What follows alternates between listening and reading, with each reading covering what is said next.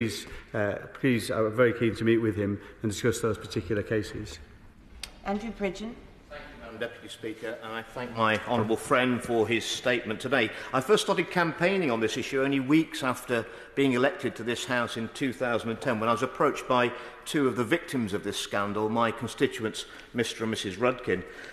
Thanks to the diligent work of Ron Warmington and his team of forensic accountants at Second Sight, by 2015, I, the members of this House with an interest, the Post Office and, importantly, the Government, were well aware of the overwhelming evidence that had been produced, which showed that these convictions were at least unsafe and there had been a huge miscarriage of justice. That was 2015.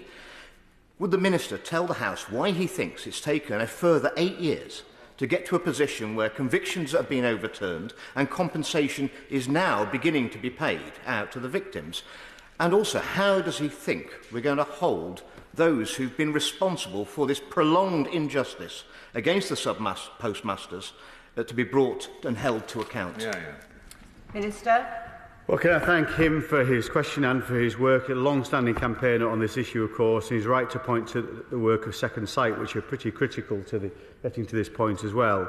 I think the work of parliamentarians across the House in drawing attention to these issues shows this Parliament at its best, what it's capable of doing, and I pay tribute to all those members of Parliament and members of the Lords who have done that.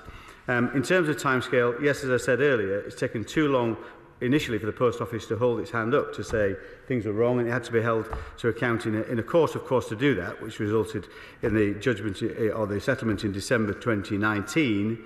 From that point, of course, I agree we need things as quickly as possible. It's also important, of course, that we get these schemes right. We want to make sure we get the compensation done first time right, and that's why it's taken a little bit of time, but I think we're in a much better place now. Keen to get these payments out by August 2024, ideally a lot more quickly than that. Kevan Jones. Thank you, Madam Speaker.